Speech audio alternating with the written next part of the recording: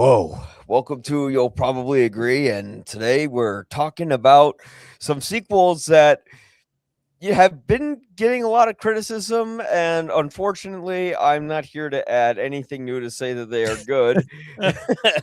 So I could say I'm Um, beating a dead horse with the stick, but the Wachowskis already did that with the Matrix sequels because you had the Matrix, which I thought was a wonderful, perfectly kind of bow tied movie that gave you a clear beginning, middle, and an end.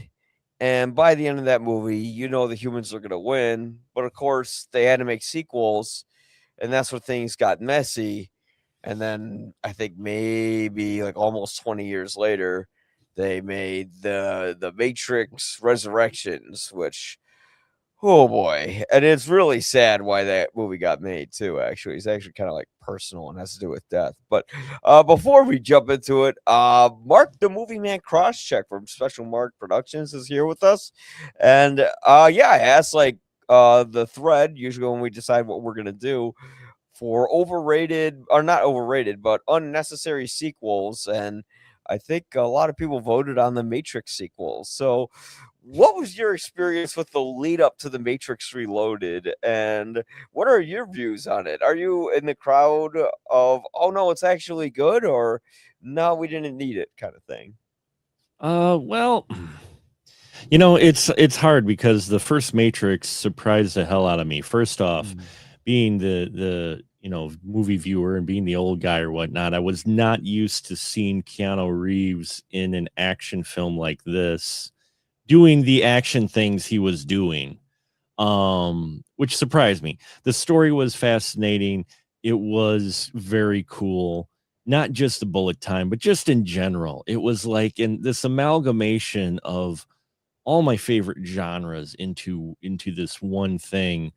And you get the reveal and all of that. I got the 3-disc set of the soundtrack. It's 3 vinyls that they did of the soundtrack. Soundtrack was awesome. Everything. I love the Matrix. So then, it was a little, you're like, okay, great. And then they said, well, Matrix 2, and you're like, oh, okay, you know, and it's got a great everybody. The thing is about Matrix Reloaded is that the thing everybody remembers most is the extensive highway action scene Mm. because it was impressive. When you say John Wick now, everybody knows what you're in for the action scenes. When these came out, when early aughts, when someone would say a Matrix movie, you knew you were in for some pretty impressive action scenes, and that's what you got. And Reloaded was still good. You could tell that I don't think they had initially planned on a sequel. I think it was supposed to be just the Matrix, but then they came up with the other two after the studio said, oh, hey, and then they had ideas. They're like, okay, let's go this route. And you could kind of tell. And then you get to the third one, and this trilogy gets weaker as it goes along. Mm. Where it should finish strong. By the end, you're kind of scratching your head a little bit, and you go, we've taken this journey to come here. you Yeah, know? yeah, I mean, especially the ending of the third film. I was like, yeah, well, yeah, that's what I mean. that's The it. ending of the whole Christ thing, and Yeah, Neo sacrificing himself for the greater good and being carried off to was the mother brain, the core. yeah. After they busted through and got past all the warriors and they actually make it to the central, like basically they're The the the alien Deus version of, Ex Machina machine. yeah, the Yeah. MCP basically.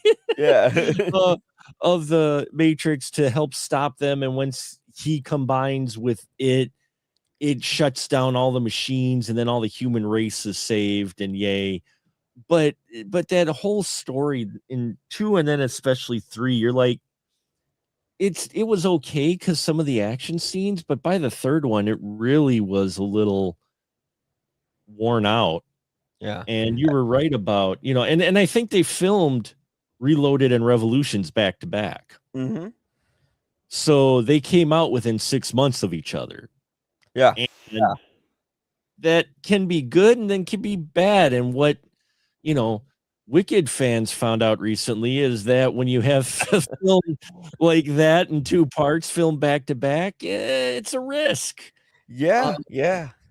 But then you could do the Lord of the Rings where you film all 3 of them back to back and each year and get a reward.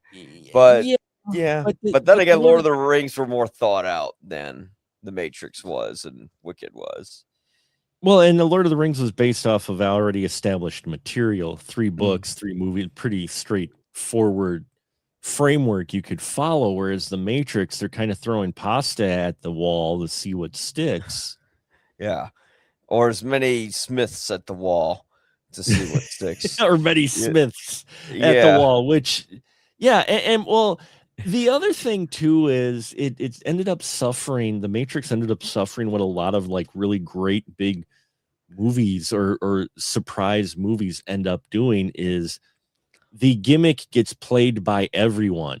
You know, Mhm. you had Yeah. Bullet Time, and you literally had Bullet Time being mocked in American Gigolo, or Oh, in Deuce Bigelow, yeah, and American Scary Gigolo, Movie and, like, and everything on TV. everything. I mean, they Yeah. even did it for this Super Bowl halftime show. They did a Bullet Time, which was janky as shit. They tried to do it live Yeah. with the multiple cameras, and you know, so I mean, it's one of those to where it was a really cool movie, but everybody parroted it so much after 99 that by the time you get to 2003, you had so many movies, you Yeah. know, and like I said, when you had Deuce Bigelow, Male Gigolo, I don't, it wasn't American Gigolo. That's a completely different movie. Yeah. Deuce Bigelow, you know, it's showing up there, and it was like, so by the time you get to Reloaded, it's been played out. The Yeah. bullet time and so you've got the action scene, so they got to try to come up with something else, and I don't think they quite ever get there. Yeah, and I feel like it was one of those situations where the directors already told their vision, they told their story. They kind of Mhm. blew their load with the first film because the first movie, it wasn't the action that made it incredible. You know, that was part of it. What made it incredible was the mystery and the reveal. When Right. you don't know what the Matrix is, and they have like these trailers that are, and you know, back then trailers was just something you'd catch on TV once in a while, or maybe you'd see it on the internet. I saw the Phantom Menace trailer on a 56K modem at that time, and it Yeah, took a good 2 to 3 hours for it to fully download, but it was worth it. And then the movie came out. the movie came out. Yeah. And I remember when I saw The Matrix, the Phantom Menace trailer was attached to that. I'm like, wow, Phantom Menace. And then after The Matrix, I forgot about the Phantom Menace. Yeah. And then after I saw the Phantom Menace, I didn't want to accept the fact that I didn't like the Phantom Menace. So I kept rewatching The Matrix on DVD again and again. And that was like one of the first like home theater movies that I had. And Mm. it sounded great. Oh, yeah. But yeah, like when you don't know what the Matrix is, and then they get to that big reveal and you see everyone in the mammal pods, it turns into like a horror film and it's legitimately terrifying. It's like one of the scariest moments I think that's in a movie that's not a horror movie. And when Well, you finally kind of like get to that second act in the action, that's cool. But then the whole point is like Neo talks on the phone, he tells the machine, I'm the one, you're gonna fail, I'm gonna save humanity, whatever. And then he flies. And it's like we kind of get it. We could just wrap it there. We don't need to see how they won the war. And if they did, they should do something different with it. But instead, they just kind of regurgitated like the same old beats. Like, oh, you like bullet time? Well, oh, you like Agent Smith? Well, here's 1,000 of them. You know, you like people dodging bullets? Well, here's Carrie-Anne Moss falling out of a building when a bullet's coming towards her. And yeah, there's a highway action scene, which is like the once like action scene that everyone remembers. But I'm pretty sure people maybe don't remember why that scene was there. Because the whole plot of the film felt like one fetch quest after another. You know, it was like, okay, you need to find the key maker, so go talk to this French guy with Monica Bellucci for his wife. Now, and that was my introduction to Monica Bellucci, by the way. Or maybe I inadvertently met her in Bram Stoker's Dracula and didn't even know it. And then, you go and have to find the keymaker. Okay, now you found the keymaker. Now we're like, what, almost 2 hours into the movie? And finally, let's go see the architect. Oh, something finally happens. And then the movie ends. And that was the problem, was that structurally, it just felt like the Matrix had you hooked from frame one to the last frame, and Reloaded, you're getting bored. And then when I thought when we got to Revolutions, it would be a one big action scene and I would be excited. And it was one big action scene, but a very dull one that didn't even involve the Matrix. It was just shooting Sentinels. So yeah, I was disappointed when I saw Reloaded, but I didn't know how disappointed I was. And each time I see the movie again and again, it's like taking Ambien. It just puts me to sleep each time I see it. See, and I don't think two is that bad. I think for me, it doesn't stick the landing with Revolutions, and by not doing that, it makes your journey then you start questioning all the stuff you saw beforehand. I always am a strong believer in that even if a single film, if it finishes strong, even if it starts out weak and you're just kind of but if it nails that like ending, it sticks with you and you're like, okay, that was worth it. And with the Matrix, we had that in the first film all the way through. I mean, Neo flies off. You literally have Rage Against the Machine singing, their name, different machine, but still, I mean, it's it's like that soundtrack, everything for the Matrix just came together and became fire. And, you're right. It could have stayed there. And then you try to come up with this mythology in there and this philosophy, and it doesn't quite work. And then by the last one, you're not even in the Matrix most of the time. You're outside with the humans battling. I mean, if this was a web series, it would have probably been better. Or well, now it would have been a streaming series. I could have saw this. This would have made. I mean, that's where the Matrix was before its time and what they were trying to do for scope in that, because it would have made a great like mini series. Like, could you imagine that, with Reloaded and that? And I mean, if you look at the films now, they're when you watch them, they're almost episodic in their nature with their acts and where they're at. And like when you meet up with the Frenchman and then the key, maker and then architect, and then, you get into the whole humans fighting in the real world type of thing. It would have played better out that way. But I mean, we're talking early aughts, so you didn't really have that yet.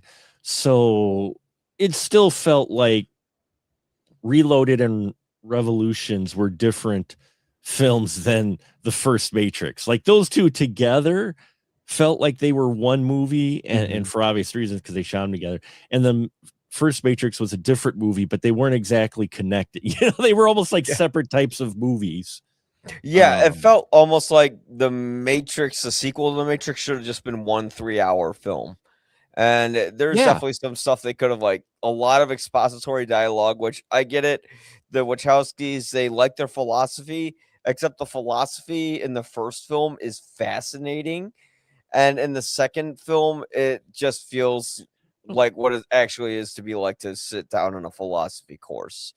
And that's sort of where it started to drain on me, where it's like I like that it has these ideas and these ambitions, but it's not really going anywhere other than places we know before. But I do say I do like the architect scene in Matrix Reloaded, because it kind of flips everything on its head, where he says there were 6 Matrixes before this. You weren't the only one. We just used the one so he could kind of be this idea that everyone had in order to revolutionize. So then we could exterminate everyone and reboot the system, or not exterminate, because that's their power source. That's their life source. Humans are their batteries. No, they just rebooted the simulation and started everyone over again. Yeah, that was it. That was it. Yeah.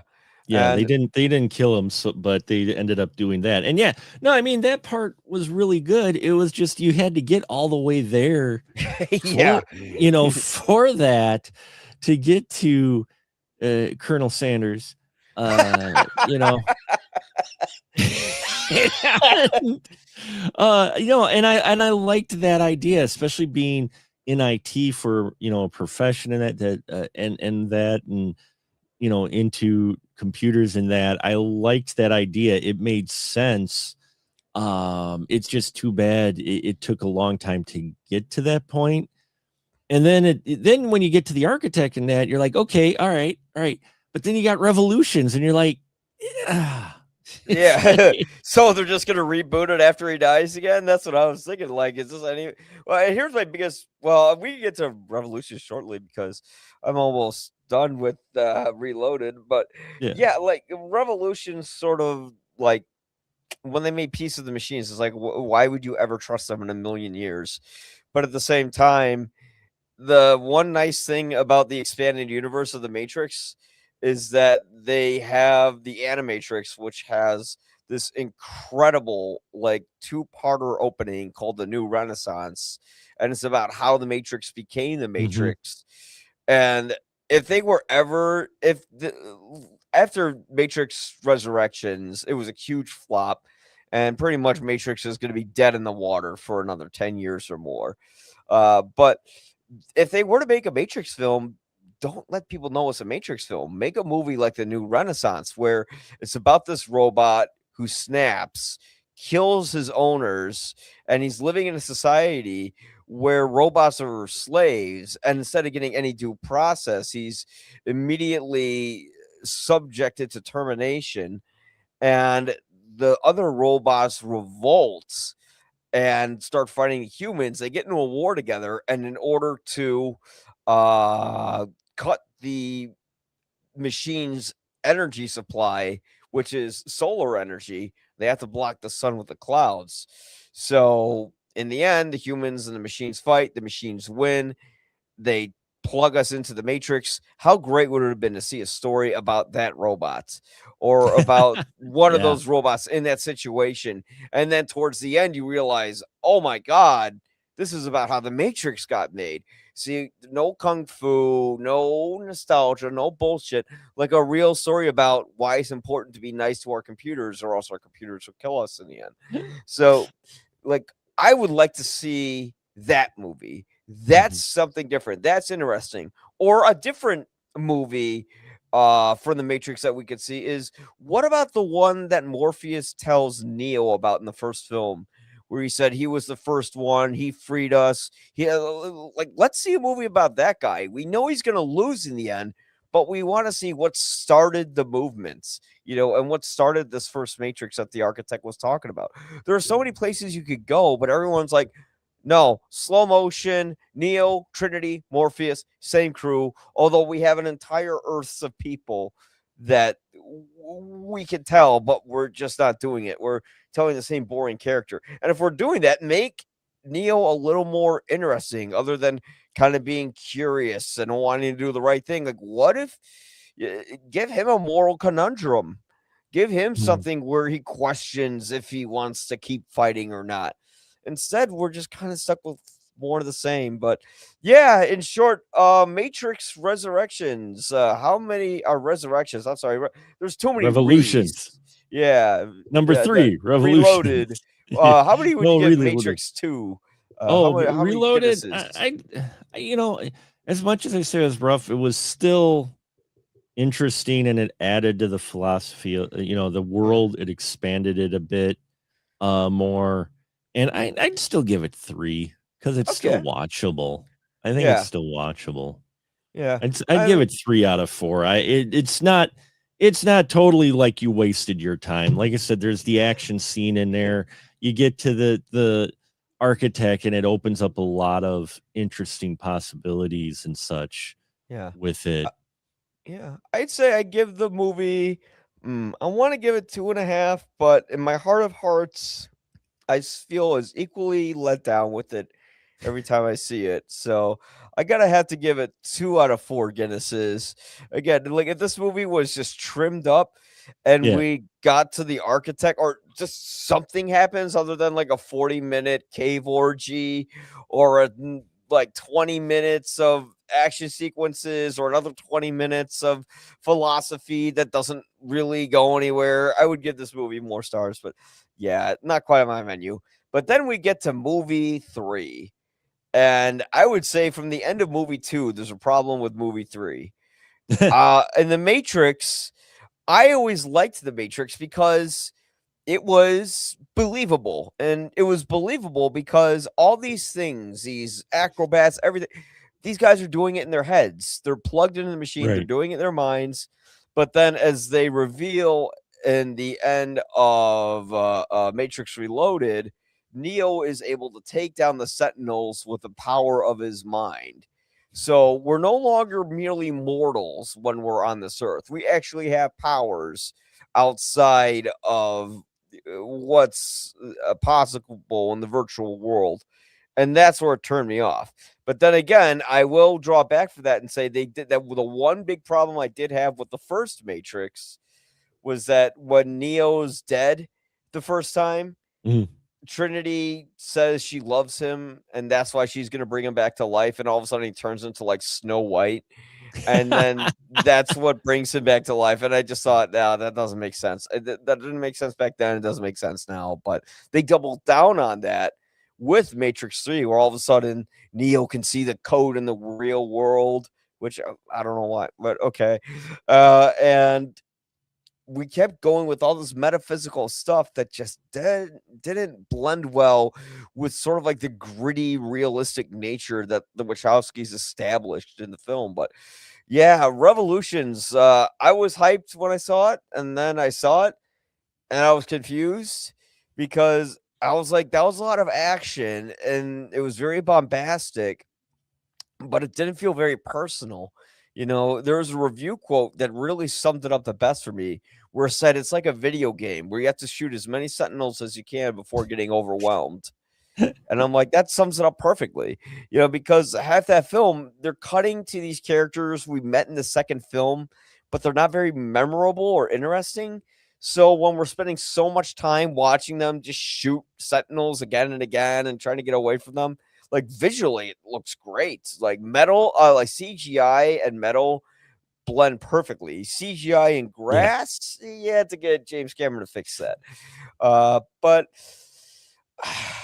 yeah, outside of the visual effects of it, it was just very underwhelming, disappointing. And yeah, when you get to that ending, you think after the machines turned people into batteries for them, that they wouldn't trust them and they would revolt and they would, you know, really what they should have done with that final scene, or instead of just like saving a little part of Zion, they should have like simultaneously unplugged everyone, flushed them out of the machines, had like a huge rescue effort to save the bodies, and then you have to have people fighting against the Sentinels while all the bodies are getting killed when they're trying to save them. And it's like, holy shit, now we got a million things going on. And this is, but they don't do that. They just kind of go, well, Agent Smith, because everyone liked him, we're going to put him in this movie and we're going to create countless versions of him.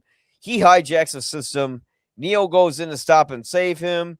And then, hey, he did the machines a big favor by getting rid of Smith. So we're going to free all the humans. What could possibly go wrong? Yes, and that's where it left me. And yeah, I just immediately saw when they said they peace and they just went away. I went, wait, that's it? That's it? That's what I was waiting for? Mm. For them to Yeah. just be like, all right, guys, you're cool. Thanks for taking care of Smith. Well, that's the thing, is it was a head scratcher, especially considering what you set up in the previous movie with the architect, and just talking about how, you know, they're running the simulation and how Neo is just that kind of reset they programmed and planned on purpose. I mean, I loved all of that. And then you get into 3 going, well, no, Agent Smith is a rogue program now that is running rampant, and you know, and now Neo has a chance to be a savior for both, you know, Mhm. computers and people, and unite the people and all that. And I get what they were going for, but to see where the story starts and where it ends is a head scratcher. even between the two films, because like I said, you've got the architect who talk about this is all planned Mhm. and it's just going to go again. And then Neil's like, no, I'm not following your plan or whatever he says. I forgot. But, he goes against his programming basically. And yeah, and then we get into the Mr. Smith thing and again, visually, yeah, it's impressive. All three films are impressive, but when it comes to the story for Revolutions, it just feels like this coda to the end of two, not so much like the end of the entire. It's like, oh, this is like the appendix, appendices. It's like, oh, Like the okay, Godfather coda. It'll get better. I recut yeah, it. No, no. Sophia's you, still in you it. know, and it felt like, but then again, with the way, especially now that we find out about Resurrection, and even between Revolutions and Resurrection, we find out the Wachowskis and their thought process on the Matrix in general. Like I said, I think if I remember correctly, they hadn't fully planned on a trilogy. They had the idea for 2 and 3, but I think they were it was like one and yeah, like you said, they put everything into one. That it almost feels like 3, they took this way just to say, okay, we're done now. We're done. Mhm. Neo's Neo's Neo's dead. Okay. He's united the robots and the people. The robots and people are happy. We're we're done now. Yeah, It he's very was dead. Yeah. it's like this is our bookend. Leave us alone and leave the Matrix alone. And then he'd go on and do Speed Racer, which I think is a very underappreciated film. I And gotta see that that one, one. Speed Yeah. Racer was, in all honesty, considering all the types of films we have out now, Yeah. I enjoy Speed Racer. It's campy, it's cheesy, sure, but what they do visually and what they do with that film in general is just so much fun. Yeah. And, No, I think that and one is probably underappreciated. The Cloud Atlas I didn't like, but it has some of the best editing I've ever seen. see, and I really enjoyed Cloud Atlas quite a bit. I enjoyed the story and how they put it together and having actors do different roles in those different timelines and that. Yeah. And Except that for was one. Hugo Weaving with the Asian eyes. Well, yeah. Yeah. Well, yeah. There's, but And the at the True end of True. at the end of that was one of those where I actually had conversations with folks in the theater. They had to kick us out because we were talking about Cloud Atlas. Mm. We didn't have that with the end of Revolutions. End No. of Revolutions, everybody was just like, oh, okay. Yeah. I guess we're Okay. done. It made all you wanted to do after you got done with watching Revolutions was watch Animatrix again. Yeah. You kind of wanted to be like, can they go back to war so it's interesting again? Because this is boring. Which they would, That's the thing. If they want to make a bookend to it, just blow the Matrix up and blow all the machines up and free all the humans. Now that's an action sequence that would be extremely complicated, but that would be so much more exciting than like that scene where like Jada Pinkett Smith has to like fly the ship through the closing door on time.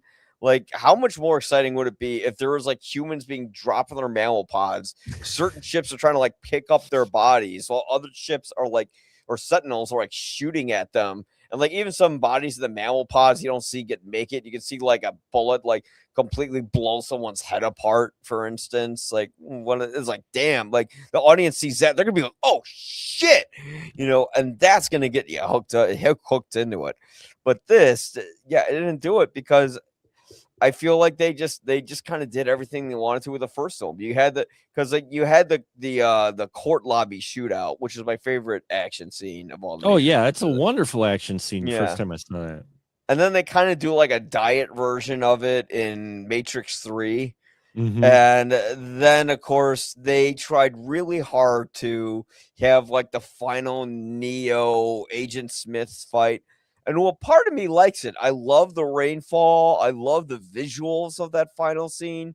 I like how over the top crazy anime it is. Yeah. But I also don't like how anime it is at the same time. Like it's laughable. Like Agent Smith just becomes like a straight, like he goes from terrifying in the first film to a complete goofball by the third film. like when he's doing like his evil laugh when he takes hold of the Oracle, and like when he's having his mental breakdown when he can't beat Neo, and he's like, I don't get why I can't beat you. He starts acting like a kid. At one point, he sounds like he's drunk. Like because he repeats the Oracle's lines to himself. He says, "Everything that has a beginning has an end." Neo. Oh no!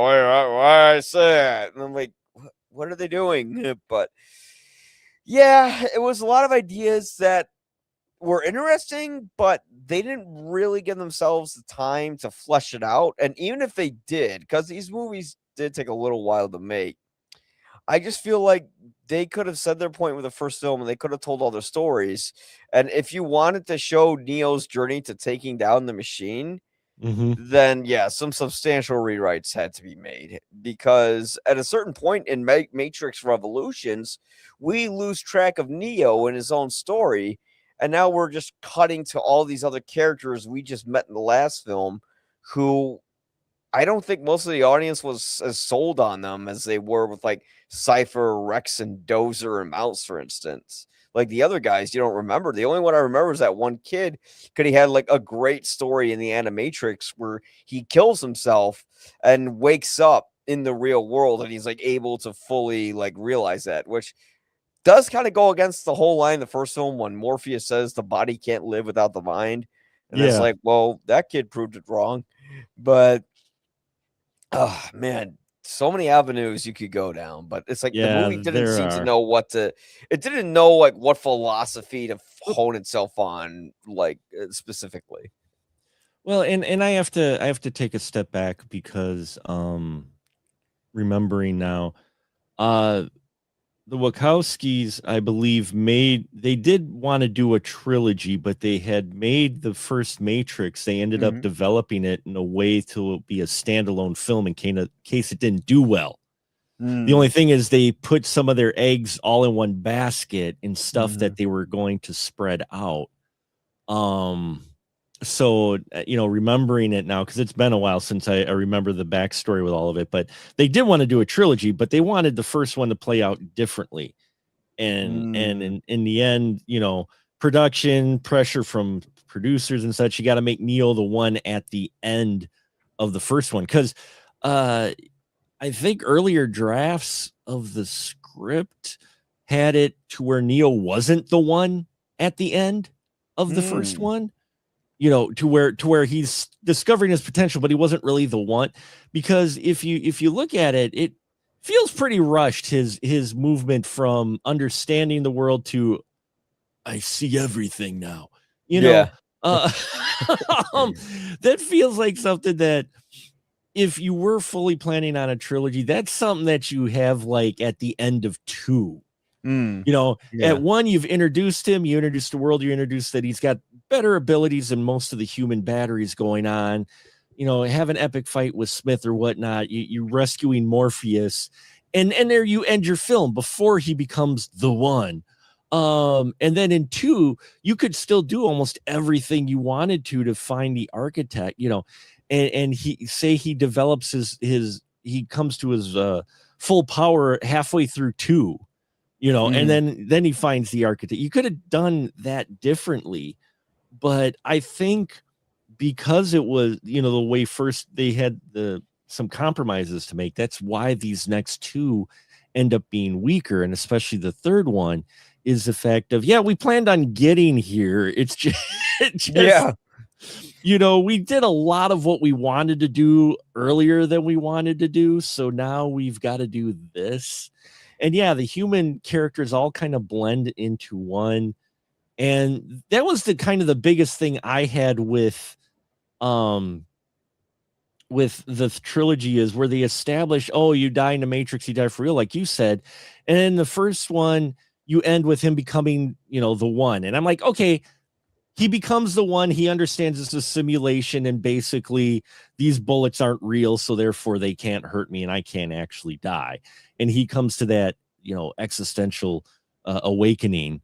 But then in two, you know, was it two or three where two, where he brings Trinity back Yeah, with, she gets shot when she she's gets falling down shot the coming out of the building, window, a and he really puts cool his hand shot, inside of and her, he's and yeah. flying and he's destroying the buildings. Everybody Yeah. threw a fit about Man of Steel and oh my god, the collateral damage. I'm like, okay, if you actually die in the Matrix, you've got Neo here going at supersonic speed through town, blowing people away. Well, not to mention all the guys in the first Matrix that he shot. Like when he's in that lobby and he's shooting, like those are probably just guys going to their day jobs, who are Not plugged in the anymore. machine. And Not Neo's like, for the anymore. greater good, and he just kills everyone. Not anymore. They flushed a lot of bodies after that battle, and Yeah. so then he brings her back because he can do the code and he figured it out, and you're like, now on one hand they're playing it well because he loves her. On the other hand, I'm like, well, if he understands the code enough to do this, then where's your stakes then? Yeah. He could literally revive everyone, and some people say, well, no, because he loves her. I'm like, no, he literally figured out the programming. He did a whole flash with his phasing his hand through her and starts her heart again. I'm Yeah. like, and then not only that, but with the way the programming and stuff goes, okay, if you can understand it enough, why can't he just transfer now his knowledge to everybody else? Yeah. Yeah. Oh yeah, then they could all be the one, and then they could Then all they could all be the one. oh Um man. But it, then the movie wouldn't be very interesting but because no, then everyone could fuck up the machine and win. But I yeah. get it. At the end of Revolutions, they wanted everybody kind of kumbaya, be happy. Hey, these humans who have been awoken, they're going to live their life. People still in the simulation, they've got we're going to give everybody red, blue pill choice. You could stay and be the battery, or you can come out with us. I think at one point they talk about giving other people the choice. Um, and it's like, okay, but we this is where we come, and it was anticlimactic, is Yeah. what the ending to Revolutions was. It was really anticlimactic, Mhm. considering all the strife everybody went through. From what I'm remembering, yeah, I unfortunately didn't get a chance to revisit Revolutions much, but I You do didn't miss remember much. when I watched it was underwhelming. It wasn't like Yeah. it was totally bad. It was just like, wait, this is all of this, and this is what we come to. Yeah. Is Yeah. this ending, of all Yeah. the Well, different types of endings, this is where we're at. And also it's antithetical to the man versus machine sort of right. premise that they had. Because then all of a sudden they're like, "Oh no, the machines are good." I didn't even know the Oracle was a program until they told me she was a program by like movie 2 or 3. Well, they And then had I'm to like, do that "Oh, because unfortunately the original actress passed. that's And right." so they had Yeah. to come up with a explanation for the recasting. Yeah. And because that, I do remember reading about how they had to change it up with their plans with the Oracle, because they had bigger plans for the Oracle. They Mhm. really did.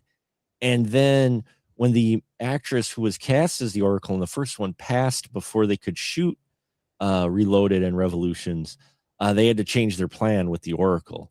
So I mean, Yeah. it ran into bumps in the road along the way with what they originally planned to do, and you can tell in those next two films that is, that it was rough, that they weren't doing exactly what they really wanted to do. And so we ended up getting this. Yeah, and it feels a little slapped together.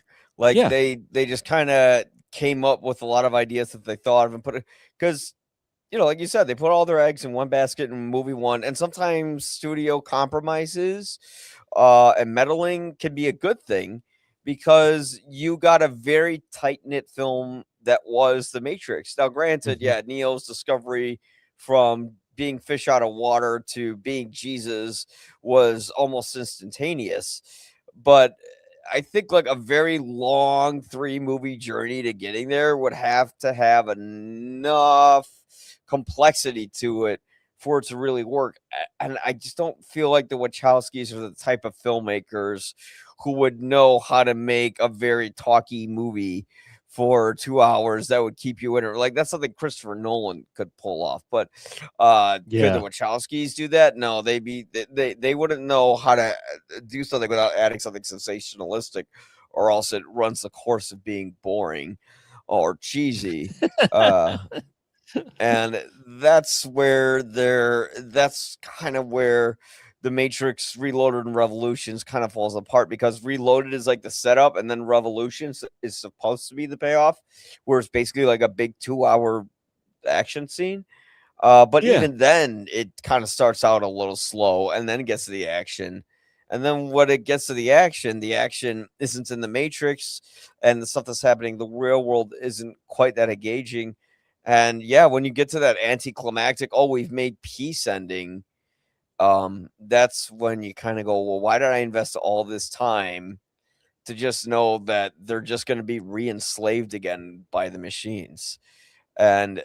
that's where, because the Wachowskis were like, oh, we're done with the Matrix. And I'm like, well, if you're going to be done with the Matrix, then you should have destroyed the Matrix, and Yeah, then yeah, just or just, could you imagine, could you imagine this ending? And again, I'm not faulting Wachowskis, because for what they had planned before they shot the first one, you shoot the first one, and then, as any filmmaker knows, once you start getting into that, especially we've heard stories with the bigger stuff, the first one's a blast. Okay, studios are in, their fingers are far more in it in 2 and 3, and they're like, well, we got to do this. Or you run into production problems, or people get too big for their britches and think, oh, I need better money for this role that I barely had, stuff like that. I mean, so yeah, it's one of those things. But could you imagine, say Revolutions happens and they're racing to it, and Neo merges with the computer, but you come to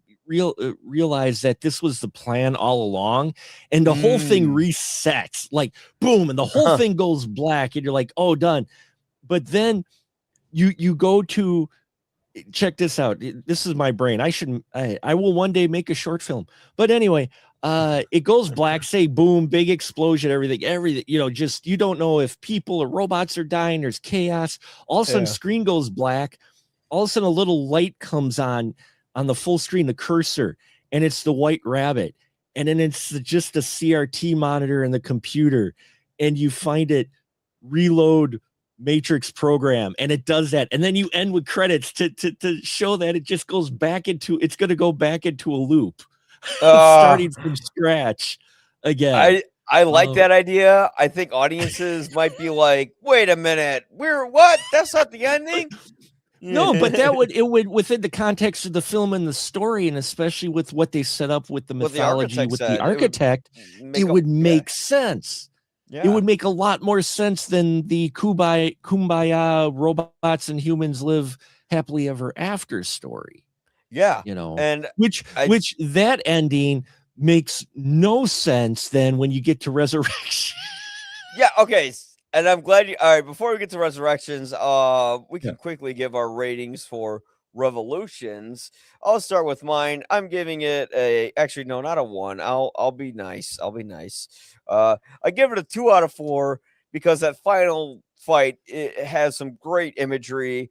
I also do like the imagery when they like fly above the clouds and they see Oh the yeah. No, actual yeah. sky. Like, oh wow. But there's some nice little nuggets in there. But overall, yeah, like the same rating as the second one. I would go a little lower, but I think one's a little too low for it. So I'm sticking with the 2. I'd go just a little hair higher. I'd go 2.5 out of Okay. 4. I Ooh, enjoyed it just a little bit more for what you said. I mean, the visuals were still there. The action was still there as well. It's just the story is definitely muddled in that yeah. one. And again, a disappointing ending overall. I remember the first time I watched it, I didn't know what I'm like, huh? Yeah. I watched it. I revisited later that, and I understood a little bit more when you watch all 3 of them. But even still, it was just like, that's the solution you came up with. Yeah. Yeah. Yeah, It's almost like they you know. give up and they didn't know what to do. And they're like, well, why don't they just make peace? I don't know. Because I guess that maybe what the Wachowskis were trying to say was that once technology evolves, you can't get rid of it. You can't go back to the Stone Age. Right. So you have to coexist with it. But if they said something to reinforce that or to make that theme make sense, okay, but they don't. It's Mhm. just like, no, these guys are in the Stone Age and they're going to learn how to prosper. And um, they certainly No, made some babies during that orgy. So, they learn how let's to just say repopulate there. let's just say the Matrix is what if Skynet took a different approach to, you know, Yeah. instead of nuking everybody, Skynet decides to make Harvest batteries everyone. out of everyone. Yeah, there you Yeah. go. Yeah, exactly. And if there's one thing with the sequels, I'll just with the original sequels that I'll end with is that I get it kind of went through this thing that a lot of sequels, like the Star Wars prequels, have when I got older, which was people said, you know what, maybe we were a little too hard on it. There's some nostalgia towards it, and I think nostalgia causes people to be a little more forgiving towards something when really it wasn't maybe as horrible as they said it was originally, but it's still not good. I don't know if this movie has really aged well outside of the visual effects within the I mean, like in 20 general, years the after it came out. all three Matrix films are still watchable, and Yeah. that's why I don't, they aren't horrible. It's just when you're out of the gate with that first Matrix and it has such a cultural impact, that first one. I Mm, mean, I think it didn't get put into the uh Library of Congress. I think the first one did. I'm not I think 100% so. on that. Yeah. Yeah, but I think that because of the cultural significance of that film struck at the right time in 1999. You're getting the turn of the century stuff, and then you get this futuristic themed film, sci-fi film that just hit at the right point, that struck such a chord that, like we said, it was parodied and referenced years after, before there was even a thought of another Matrix films. It was referenced and pulled. It Oh was, yeah.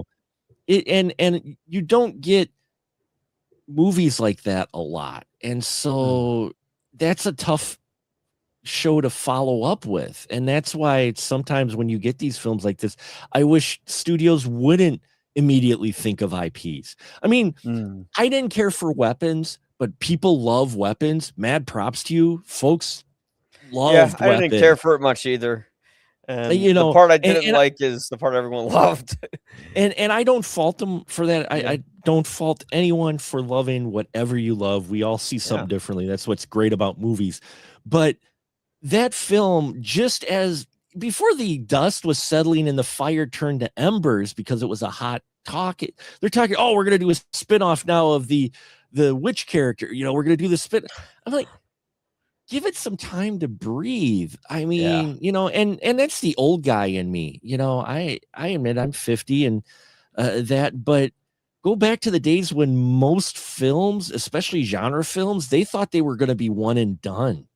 I Yeah. mean, and that's why the Matrix, you didn't plan on a sequel. You're not Star Wars. Star Wars and Indy and Back to the Future were films that were anomalies to have actual trilogies. Yeah. The most that people ever thought of for sequels weren't really sequels. They were just with the same character, and that was the 007 films. Hmm. Yeah. James Bond. Okay, James Bond's coming out, but you don't need to see the other James Bond films to know that it's just that character in a different franchise, different Yeah. story. Until the Daniel Craig ones, and then they kind of made him a little more And like then when blended, Daniel, but actually it kind of worked. But you know, at the there was same there time, I kind of was like the anthology of it. there was some continuity, loose continuity with the other Bond films, like with the Roger Moore, with Sean Connery. You had Dr. No, and you had the Spectre story. Yeah, I mean, so there was some carryover, but it wasn't the main story. Yeah. Having a trilogy or having a big film and thinking, oh, we're gonna get two more films out of this was an anomaly. Even into Yeah. the 90s, you were a little bit more looking at it. Like you said, you had the prequels, but people are like, your name's not Lucas. Why are you planning an IP already?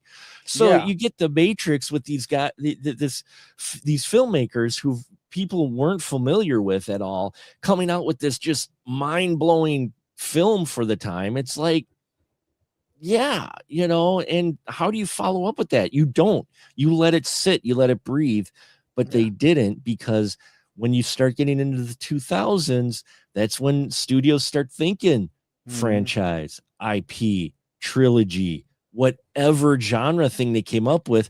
How can we make this more than one movie? And you Yeah. can see it starting to happen around the turn of the century. They suddenly, studios picked up on it, and they're like, oh, we can turn this into a whole franchise. And then Yeah, everything's 3 movies now, and now, yeah. and yeah, and it's like we did use it was nice in the old days when sequels were just I think it was a very kinda life lesson when the Star Wars prequels were a disappointment and the Matrix sequels were a disappointment, Mhm. where we saw that, oh, just because the original creator is involved doesn't necessarily mean something's going to be good. Right. And in fact, it could be the opposite, where the creator has terrible ideas Mhm. that luckily got axed when they were making the good movie, but now they're bringing all those ideas back and they're not working very well for Uh, this movie. and then you get into the legacy sequels, which became popular in the last 10, 15 years as us Gen Ugh, Xers were getting yeah. older, and all us I'm gonna put it out there, because I won't speak for my entire generation, because I'm a little bit on the tail end of Gen X, but still, us 50-year-olds, when we saw those original trilogies in that, like the Indiana Jones trilogy and Back to the Future and the Matrix and Yeah. that, we were fine with those stories. We never Yeah. said, wow, I would love to see another movie with those characters in it. Yeah. They None of us, literally closed the curtain on they Last would close, Crusade they when they're closed it with, riding out in the sunset. Yeah. and in this one with the revolution, Neo dies. Humans are happy. We're good. Yeah. And then this, Yeah. and Let's get into and then Resurrections. Resurrections comes along because legacy sequels suddenly become a huge thing. Mhm. The Wachowskis, they were going to do if I remember the story correctly, and please correct me if I'm wrong. I've probably been wrong this whole episode, and I apologize, everyone. I've been trying to pull a lot from memory, but if I remember correctly, they were going to do a Matrix sequel regardless, a legacy Mm. sequel. And so they got, who's it? Lana? Was it? Lana, there's Lana? Lana and Lily. I think Lana was the one who wanted to do Matrix Right, Resurrections. because Lily had passed. Did she? Uh, no, Lily's alive. What happened is their parents had passed, Parents. That's what it was. The and parents. I'm yeah, sorry, not her. The parents. Oh man. See, I told you my no, memory is that's okay. But yeah, Lana basically said I couldn't bring my parents back, and every single year Warner right. Brothers would ask us to bring the Matrix back, and eventually I just said, okay, I can't bring my mom and dad back, but I can bring Neo and Trinity back, Right. Well, and that's they very were gonna sad, do but they yeah, were gonna do the sequel anyway. So the fact that she was able to look at it and have it be very therapeutic, that's cool. But what we get was even more of a head scratcher than the revolutions, because now we have Neo, who programmed himself to forget, and he's living in the Matrix, which is still around because some people chose not to leave the Matrix. And he's there, and he's the one, and another anomaly's coming up, and they know he's the one, and they're coming after him, and he's got to wake up. And oh man, this, you know, and then you get Trinity in there, and then they start revisiting original scenes from the first film, yeah. which made no sense either. And they bring Agent Smith back again, They but this bring time it. it's like there's some dorky actor, and yeah, I mean, Yeah, they literally pull Agent Smith off of an old floppy. And yeah, and you got a different Morpheus. yeah, And it's just, it's one of those things where it's a very odd film. And I love Neil Patrick Harris, and I didn't mind him as a villain necessarily.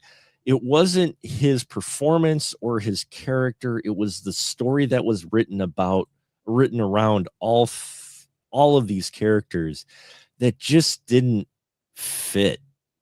Yeah. It didn't fit the stuff from the previous films at all. Well, and the worst part is that they're restarting everything when really they could just go with different characters Yeah. or go with a prequel, go with the other ones, go with how the Matrix was made, go with something else, but instead they resurrect Jesus or Neo by like shoving a light bulb in his mouth or something like that. And then they bring back like Trinity the same way. And yeah, the fact that like they program it where Neo doesn't know where he is, and then when he finds out everything and rediscovers himself, Neil Patrick Harris, Dookie Howser turns out to be the big baddie of the movie. And there's a lot of scenes where the movie's being very meta. Like there's a Yes. scene where a bunch of Yes. people are fighting and a character saying to the screen, "Oh, you missed those great action scenes and this and that." And I'm like, "Yeah. Well, guess what? If the action is going to be choppy and not as good, and Keanu Reeves is too old, and his only move throughout the movie is to do a Hadouken, then the movie isn't that engaging." And I don't care how much Lana's telling the audience, "Oh, I'm aware of this." Well, if you're aware of it, then bleeping fix it, because this is just an amalgamation of nostalgia crammed into a package because the Warner Brothers doesn't want to move on past the Matrix. You had a therapeutic reason for making it that, I understand, but none of this is really translating into a necessary sequel. As a matter of fact, it's so blatantly unnecessary that it actually kind of hurts the other movies. It made me like the sequels a little more, which is something I never thought. I remember when I saw that movie, I went to the first press screening. It was so horrible. And I think I messaged you guys on Earth Mightiest Yeah. Critics that day. And I'm like, this movie was fucking terrible. I can't believe it. And then I went to go see it again because I wanted to make sure before I put anything on the page that it was as bad as I thought it was. And when I saw it again, it was even worse because not only was the movie just repackaging old elements of nostalgia and was missing half the cast because they probably read the script and went, "Oh, fuck that," and decided not to do it. But it was also because the action wasn't good. And No. it's the No. Matrix. The action should be good in the Matrix. And No, instead the it was filmed like any other action movie. And that's where it really turned me off. yeah, no, the action sequences weren't as creative. And things just it was all the things that make you cringe when you hear or see about a legacy sequel or them dusting off an IP are evident in this one.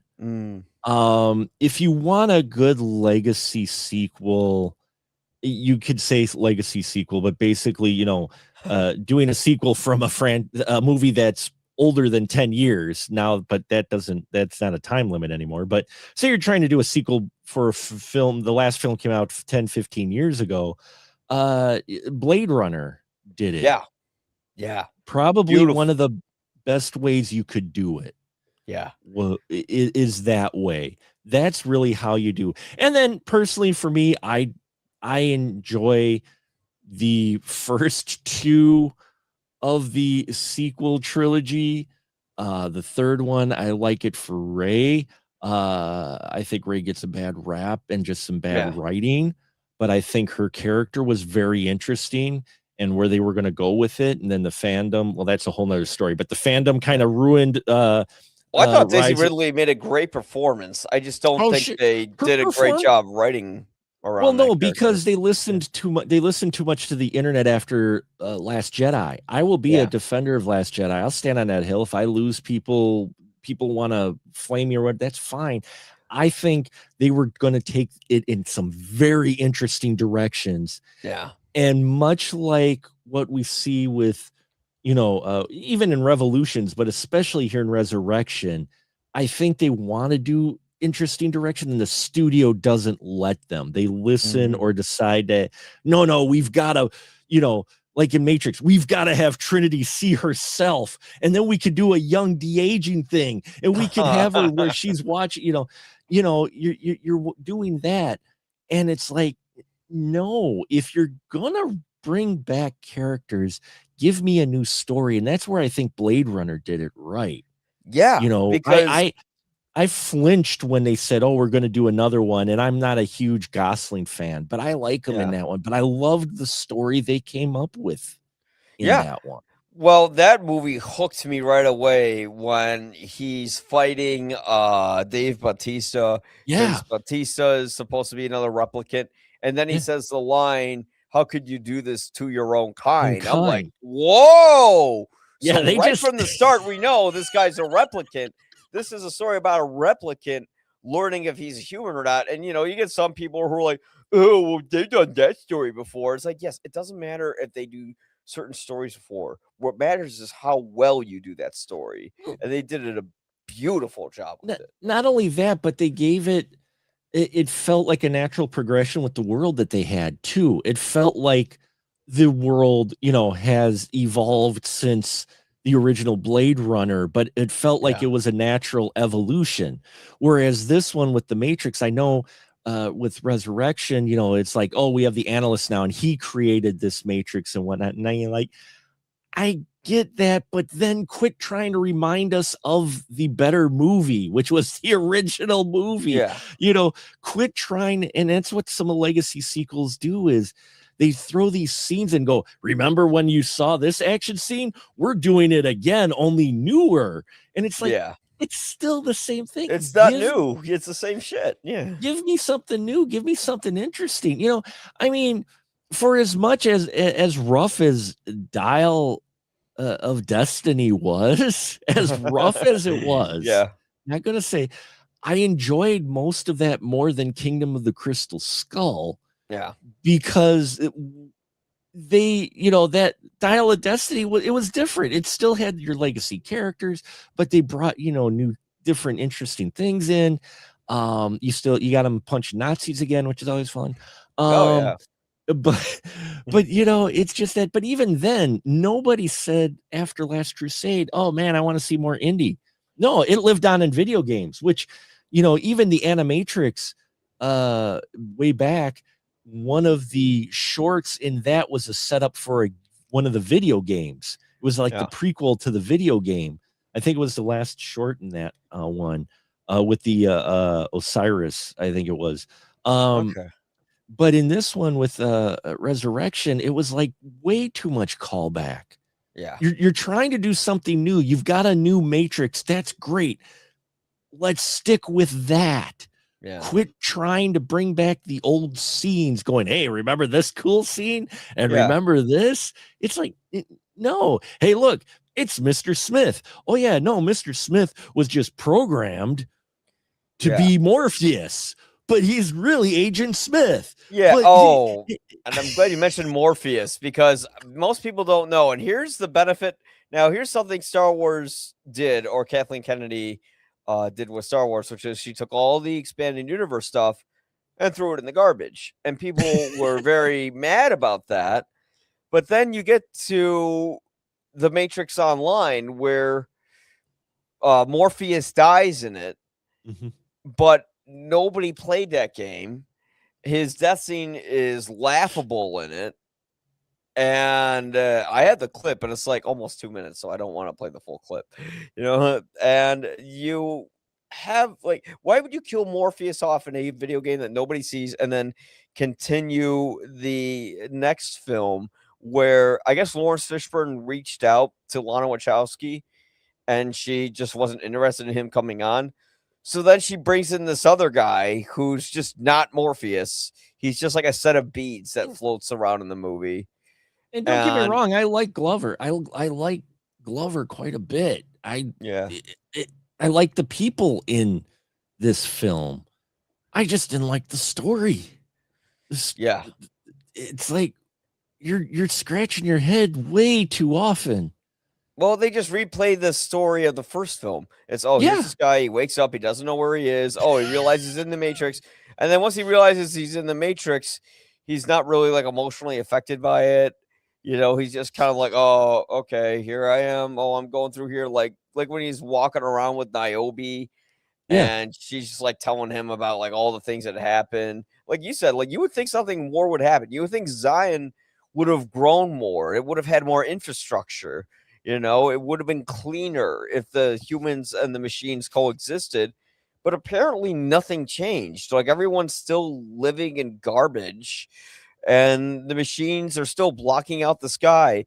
What do they find like for Well, instance, one way to undarken the sky and find a new energy source for the machines. There's like a whole story in between these 20 movies that would have made it a more interesting story than that movie. Like, how are we still in the Matrix? But they don't explore any of that, and they just fall back on nostalgia because that's all Lana Wachowski had. And I get it, you're making this movie for your parents, but you have to think about the audience too, and think about is this really the best way to go? yeah, it's there again, it's one of those where there's a lot of interesting ways you could go and they take the path of least resistance, unfortunately. Seeing where Zion is, finding it interesting. They don't even really, I don't think there's any dialogue in Resurrections that addresses the fact that there's still a lot of people who chose to stay in the Matrix. Yeah. Like they don't really address that. I don't remember at all. I watched it twice. I don't quite remember them ever like addressing, because that was the big thing at the end of, you had the architect, you had the oracle, and they're playing like, the two gods playing with humans, and they decide to give all the humans the choice of taking red pill or blue pill, and that's how revolutions ended. You finally ended. You're like, oh, okay. And then in this one, they don't even address the fact that, yeah, a lot of people are still in the Matrix. Well, There's a lot of imagine people. how amazing of a story that would be if it was about a guy who got unplugged from the Matrix when the machines decided to release everyone, and he wanted to go back. And it's like, tell that story about the guy who wants to go back. It could be a short film, and that could lead up to this. Like they could have led up to this movie. Like if Or they really wanted to use that whole expanded universe, they could have created like a whole media plan where it's like, here's like some new animatrixes, here's like a short Matrix series, and now we're leading up to the movie. And there's so much they could have explored they just didn't. here's what you could have done. How about you take it to where you still have the setting where the humans, things aren't as shiny and wonderful after everybody was given a choice to leave the Matrix as we thought it was going to be.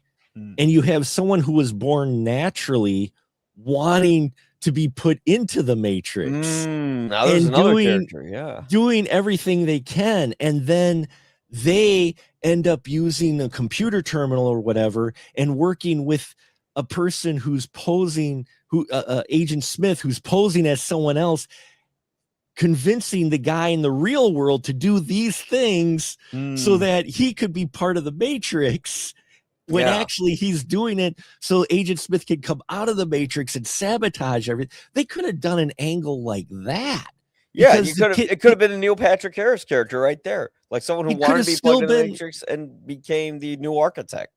right. It still could have been. And meanwhile, you've got Neo, wandering in there as well. You could still bring them in there in Trinity, looking at things and suddenly watching how things are changing.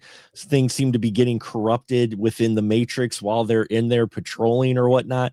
And you find out that's because as the kid in the real world does these things that, the promiser is telling him to do, it's changing things within the Matrix that affects me. I mean, you could have did something like that. Yeah. There's so many different avenues, so many stories, so many opportunities that these studios seem to not think about, whether it be Disney or Warner Brothers, whether it's the Snyderverse or whether it's the Star Wars universe or whether it's Marvel, where it's like, here are these things that we could explore, but we're gonna go for like the most obvious like angle in the story that the audience can latch onto, and nothing more complicated or interesting. And that's kind of where the movies fail. Mhm. Because if you did make a story about someone who does want to come back into the Matrix, maybe he could work with the guy who was unplugged in the Matrix, wants to go back, and the person who was naturally born. Like, you got two fascinating characters right there where it's like, Mhm. I want to see where this goes. And it's not just about the explosions and the gunfire and the kung fu, but rather about the idea of free will Mhm. and fate, which like all those are in the first one. You could really dig into those deeper. And that's the sad thing is like the Matrix is a deep ass action movie. It is. And the second one tries to be deep. And then the third one tries a little bit. And then by the fourth one, Lana's like, I'm sad. I'm gonna make this movie. And it just didn't it didn't pan out well. And that sucks. I hope the Wachowskis can find success. God only knows how many years later. Although I'm sure the money they made from these movies have paid them off for a lifetime of luxuries. Well, Uh, I mean, they've tried other things. I mean, I personally yeah, enjoy their style. I liked yeah. Jupiter. I like Jupiter Ascending. I I've thought worked on it and I didn't even see it. there was a lot of a lot of potential with that one. Like I said, Speed Racer, I think it's overlooked constantly. Hmm. If you look at what that film does and what people are doing today with films, that one was a little bit ahead of where it, when it came out. I think it was a little too early when it came out. Hmm. Um, so they're talented folks that come up with interesting stuff, and looking at it, I just want to pull it up quick. Resurrections did not make its money back. Even Not even. No. Revolutions made its money back. Yeah. Even as weak as it was, it still made twice its budget back. Yeah. And then the next month, one of the greatest sequels of all time followed it, which was Return of the King. Yeah, well, yeah. And Then you had Return of the King come out. yeah, Yeah, it was an interesting time. It was an that was the only interesting time I've time. been to a screening, I think, or like, gosh, I remember that screening. I went there, it was like a 9 p.m. showing, and it was sort of 3.5 hour film. And there were still lots of people in that theater to go see it, Yeah. you know. But But the problem is they've just after V for Vendetta that mhm. it's their box office pull has not been there. Yeah, You know, yeah, they didn't direct that movie, but they wrote it, and they wrote it, I but feel like that's yeah, one of the best things they did because the director of that movie was just kind of a rented director, no particular style or real. no, but I mean Yeah. that's the last one. I should say the last project they were involved in that made money. Then they did Invasion, Speed Racer, Cloud Atlas, Jupiter Ascending, and Matrix Resurrection, and those all lost money.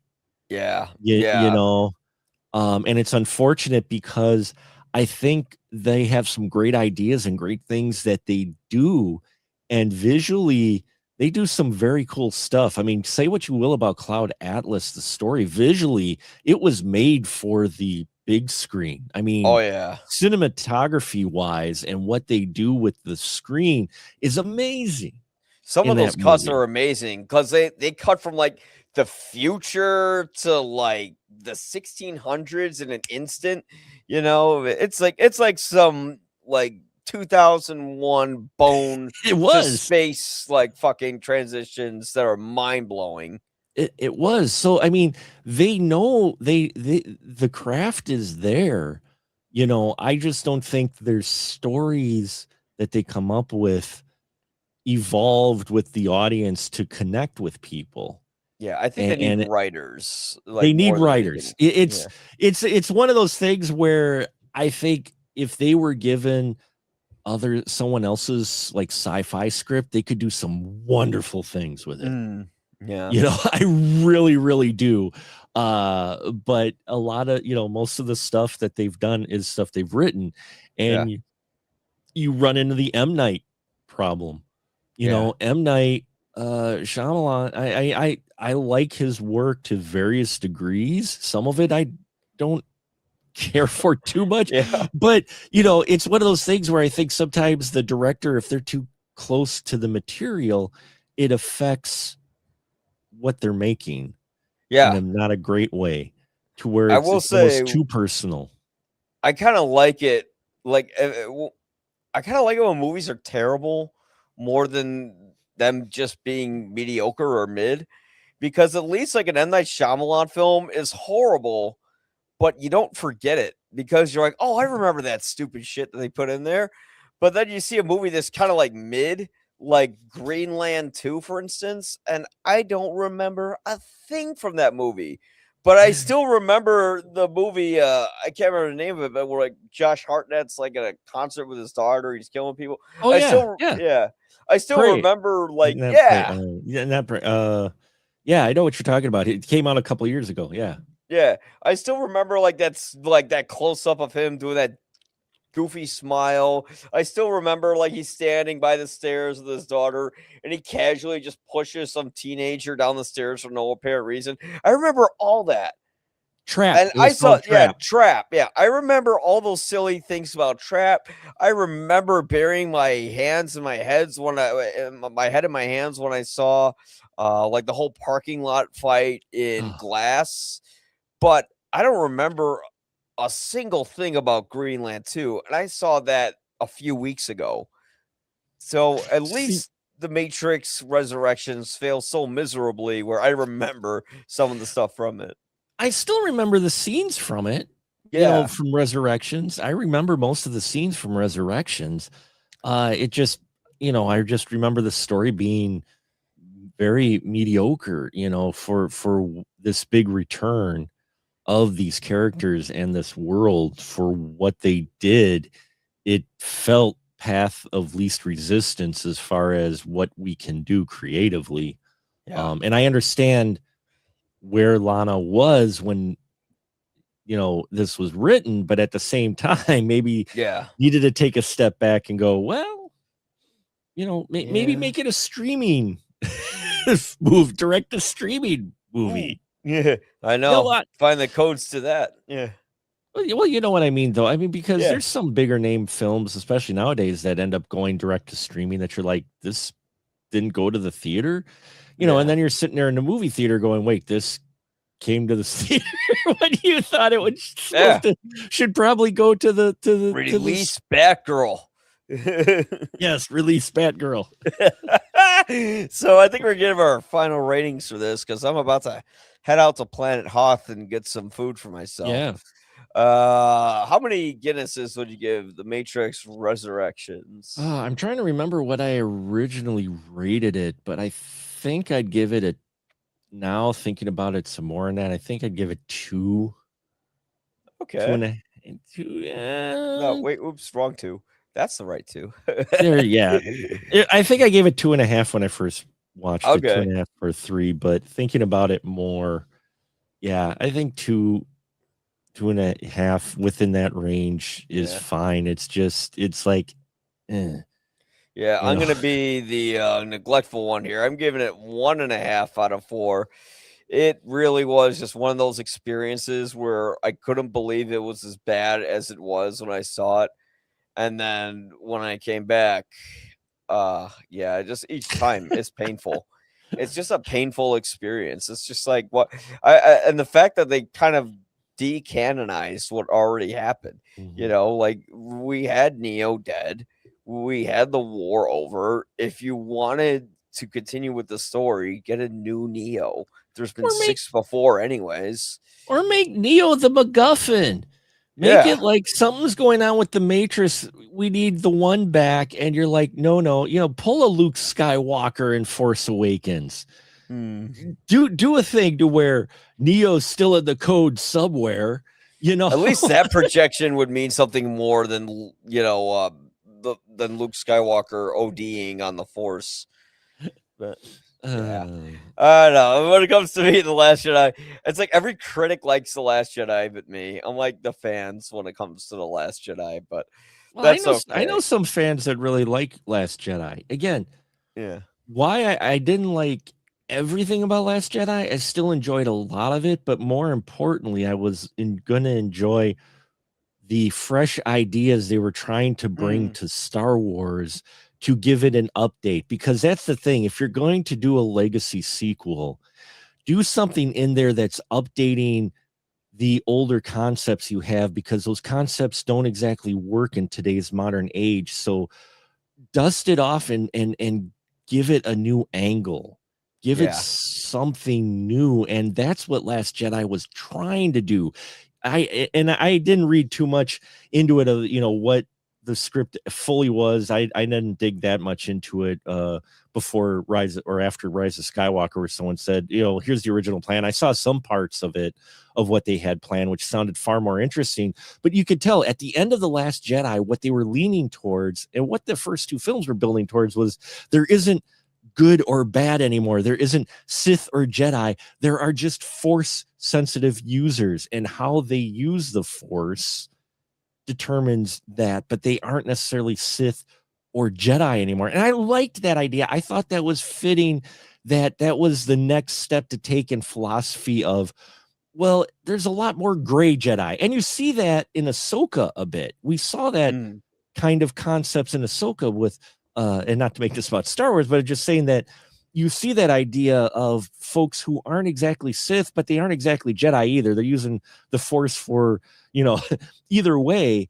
And that, I think, is something you could explore and be far more interesting yeah, than going back to, oh, look, Sith, Jedi yeah. again. Yeah. I You Here's the know, thing with The Last Jedi. I think it had a lot of great ideas. I just didn't think the tone, the execution, and the structure mm, was necessarily well thought out. And I don't blame Ryan Johnson as much as I blame like maybe Kathleen Kennedy and the Disney execs, where they were telling Ryan, "Okay, hurry up. We need a picture. mm, We need it now." And that's when we kind of got like this era of comedies for like when they started with a "Your Mama" joke. I was like, "Wait, what?"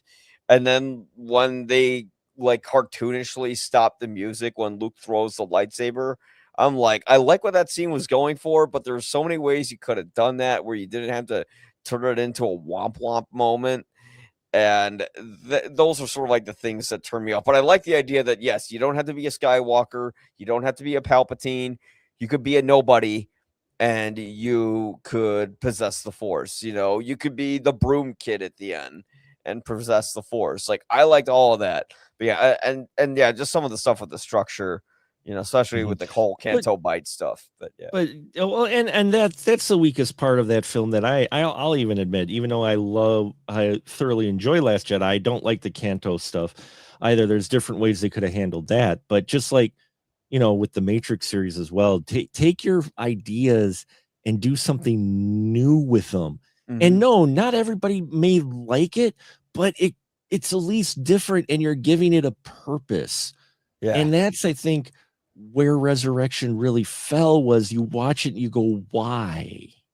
Yeah. Why is any of this? And Which is what I Neo was, says in the thumbnail. Yeah. what's what he says in his thumbnail, but it's a good thing. Yeah. It's like, why? Yeah. Why are we back here? The And I don't think producers and studios always ask that question, besides money. Mhm. Narrative wise, you want a good reason to bring these folks back, especially Yeah. after all they go through in the first three films. You want a good reason to bring Neo and Trinity back. It's not that you don't want to see them, but give me a reason to care again. Give me a reason besides, oh, remember that cool time when she flipped over this and did this? And it's like, Yeah. what about And now we're gonna have a now? character talk about why that was cool, we have Neil Patrick Harris talk about bullet time to the audience. Like, we don't need this. Yeah. Yeah, but I think we're on the same page. Unnecessary, but the Matrix does have potential for a future. But I think they should look more into the Animatrix and the expanded universe for what that future could be, and You lay could off do the Neo. you could do what they did with Star Wars, because look, Yeah. I'm not going to say Kathleen. I'm not a full defender of Kathleen Kennedy. I think a lot of people, it's easy for folks to just throw the hate at her Oh yeah, when Kathleen actually also brought a lot of big, great movies to Disney as well. she Sure, did. may have stumbled with Star Wars, but we're still talking about Star Wars in part because of what she did. Good, bad, or ugly, you talked about Star Wars. She gave us Andor, which She might even we be better than The Empire we Strikes Back. we got Like, Andor and we got The Mandalorian, at least the first couple seasons, and then The Mandalorian got too much. They didn't know what to do with it. And that's the thing is, yeah, it's not necessarily, it's easy to pick on her because yes, she was in charge of it, but at the same time, you have the talent underneath that it's not all going to be bangers, yeah, and for every every book of Boba Fett you have an Andor. For yeah, every for every one of these later seasons of Mandalorian, you've got the Clone Wars, you've got yeah. Rebels. Yeah, I mean, so I mean, it's like you have good and bad. Mhm. People like to focus on the bad.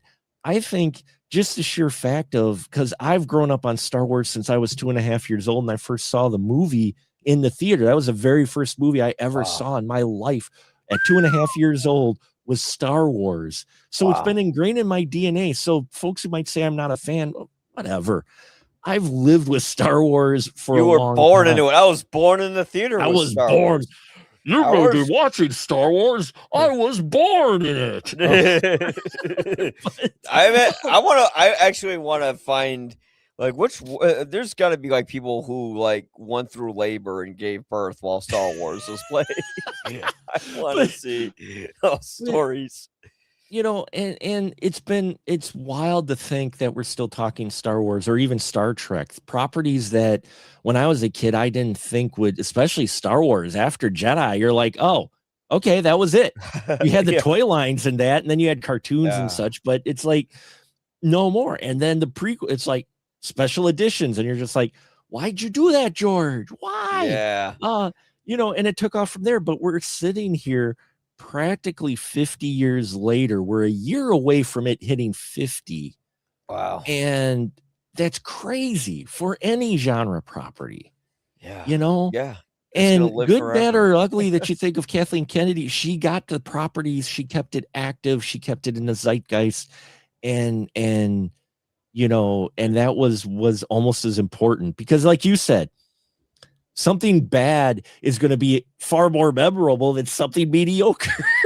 Exactly. Yeah, mediocre movies are mediocre. Like mediocre is like the definition of forgetting something, pretty No, much. nobody sets out to make a bad movie, but the fact that it's bad and you're still talking about it for years later on Mhm. threads and forums, It did something right. as Bella said in Ed Wood, Eddie, in Hollywood, there is no bad press. Yeah, exactly. There is no bad press, Eddie.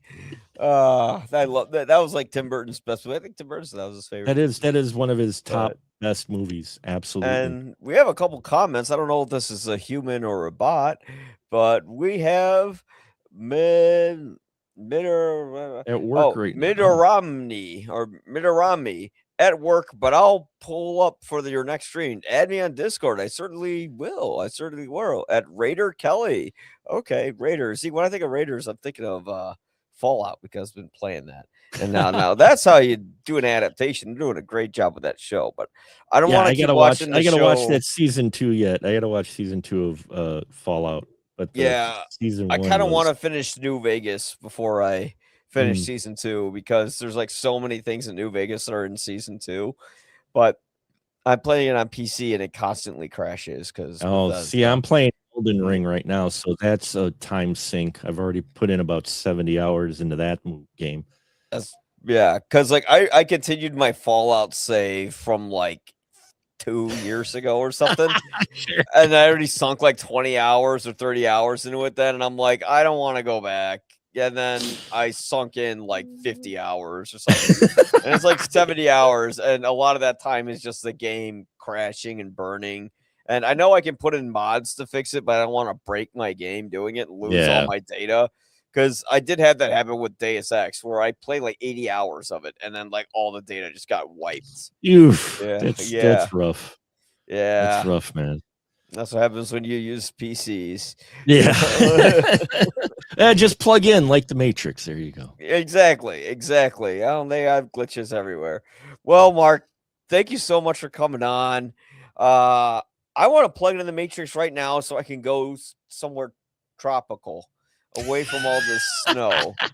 Can I go somewhere tropical and get like mimosa, and Sure, there you then go. We'll put you on the beach. Nice weather, permanent sunset. It's at like half sunset. There you go. Agent Smith sees me there, Mr. Crowley. And you'll just Like, go, dude, just have a I Corona. plugged. It'll be like, oh yeah. I plugged back in. It's okay.